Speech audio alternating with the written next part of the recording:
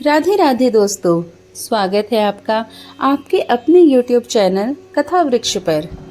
कथा वृक्ष की डाली से आज हम लेकर आए हैं पाप मोचनी एकादशी की कथा। आइए हम मिलकर इसका श्रवण करते हैं।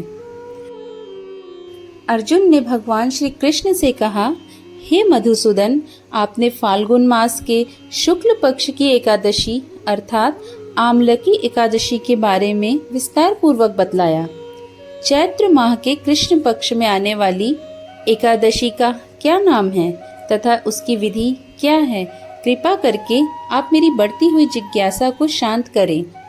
श्री कृष्ण ने कहा, हे अर्जुन, चैत्र मास के कृष्ण पक्ष की एकादशी को पाप मोचनी एकादशी के नाम से जाना जाता है। एक बार की बात है, पृथ्वीपति राजा मधांता ने लोमेश ऋषि से यही प्रश्न किया था जो तुमने मुझसे किया है। अतः जो कुछ भी ऋषि लोमस ने राजा मधांता को बतलाया वही मैं तुमसे कह रहा हूँ। राजा मधांता ने धर्म के गुहायतम रहस्यों के ज्ञाता महर्षि लोमेश से पूछा, हे ऋषि श्रेष्ठ, मनुष्यों के पापों का मोचन किस प्रकार संभव है? कृपा कर कोई ऐसा सरल उपाय बताएं जिससे सभी को सहज ही पापों से छुटकारा मिल जाए। महर्षि लोमेश ने कहा, हे नृपति, चैत्र मास के कृष्ण पक्ष की एकादशी का नाम पाप मोचनी एकादशी है। उसके व्रत के प्रभाव से मनुष्यों के अनेक पाप नष्ट हो जाते हैं। मैं तुम्हें इस व्रत की कथा सुनाता हूँ, ध्यान पूर्वक श्रवण करो। प्राचीन समय में चैत्र रथ नामक एक वन था। उसमें अप्सराएं किन्नरों के साथ विहार किया करती थी। वहाँ सदैव वसंत का मौसम रहता था, अर्थात उस जगह सदा नाना प्रकार के पुष्प खिले रहते थे। कभी गंधर्व कन्याएं विहार किया करती थीं, कभी देवेंद्र अन्य देवताओं के साथ क्रीड़ा किया करते थे। उसी वन में मेधावी नाम के एक ऋषि भी तपस्या में लीन रहते थे। वे शिव भक्त थे। एक दिन मंजू घोषा नामक एक अप्सरा ने उनको मोहित कर उनकी निकटता का लाभ उठाने की चेष्टा की। इसलिए वह कुछ दूरी पर बैठे वीणा बजाकर मधुर स्वर में गाने लगी। उसी समय शिव भक्त महर्षि मेधावी को कामदेव भी जीतने का प्रयास करने लगे। कामदेव ने उस सुंदर अप्सरा के भ्रू को धनुष बनाया, कटाक्ष को उसकी प्रत्यंचा बनाई और उसके नेत्रों को मंजू घोषा अप्सरा की सेनापति बनाया। इस तरह कामदेव अपने शत्रु भक्त को जीतने को तैयार हुआ। उसी समय महर्षि मेधावी भी युवावस्था में थे और काफी हष्ट पुष्ट थे। उन्होंने यज्ञोपवीत तथा दंड धारण कर रखा था।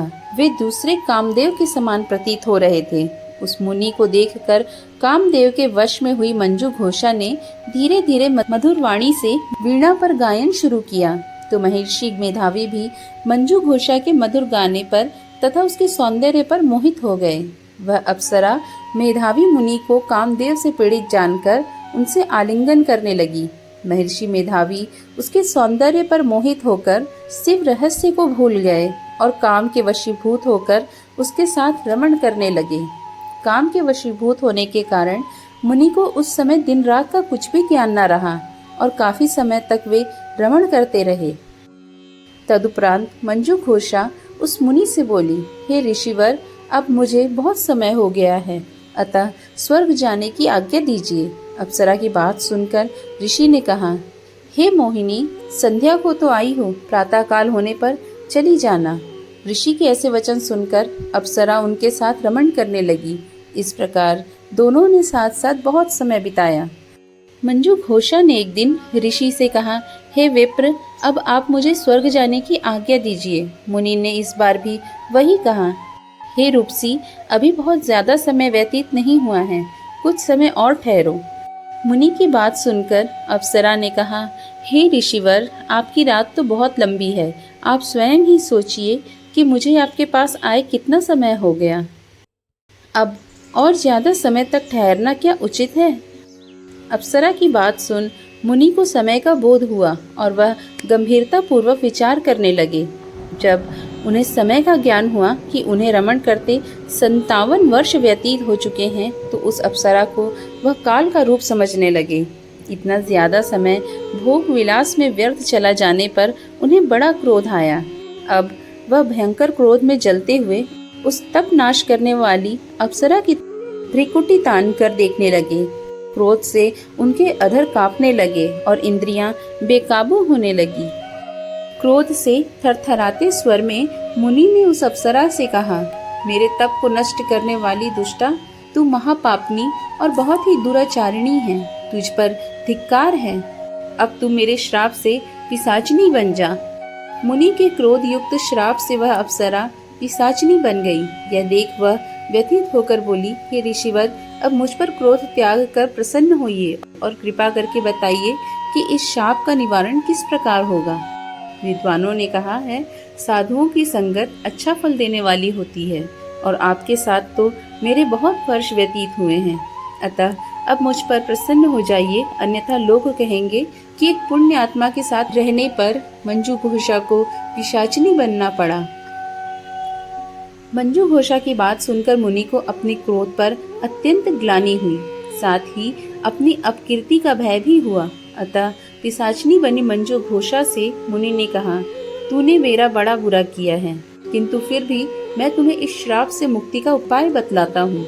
चैत्र मास के कृष्ण पक्ष की जो एकादशी है उसका नाम पाप मोचनी है। उस एकादशी का उपवास करने से तुम्हें पिशाचिनी की देह से मुक्ति मिल जाएगी। ऐसा कहकर मुनि ने उसको व्रत का सब विधि विधान समझा दिया। फिर अपने पापों का प्रायश्चित करने के लिए वे अपने पिता च्यवन ऋषि के पास गए। च्यवन ऋषि ने अपने पुत्र मेधावी को देखकर कहा, हे पुत्र, ऐसा क्या किया है तूने? तेरे सभी तप नष्ट हो गए हैं।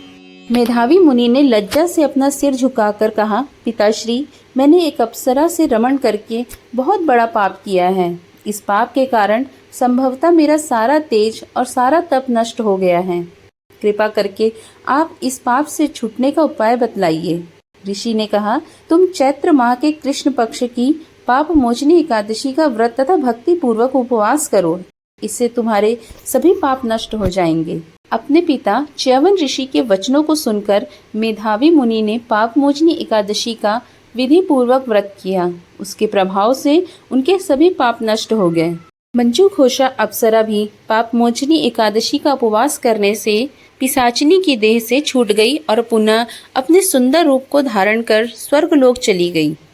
लोमेश ऋषि ने कहा, हे राजन, इस एकादशी की कथा के श्रवण व पठन से 1000 गौदान करने का फल प्राप्त होता है। इस उपवास के करने से ब्रह्म हत्या करने वाले, स्वर्ण चुराने वाले, मद्यपान करने वाले, अगम्यागमन करने वाले आदि भयंकर पाप भी नष्ट हो जाते हैं और अंत में स्वर्गलोक की प्राप्ति होती है। आशा करती हूँ आपको मेरी आज की ये कथा पसंद आई होगी। पसंद आई हो तो एक लाइक कर दें। साथ ही चैनल पर नए हों तो चैनल को सब्सक्राइब करें और नोटिफिकेशन बेल ऑन कर दें, जिससे मेरे आने वाली वीडियो की जानकारी आपको मिल जाए। और ज़्यादा से ज़्यादा शेयर करें ताकि और भी लोग इस कथा का लाभ उठा सकें। धन्यवाद। राधे राधे।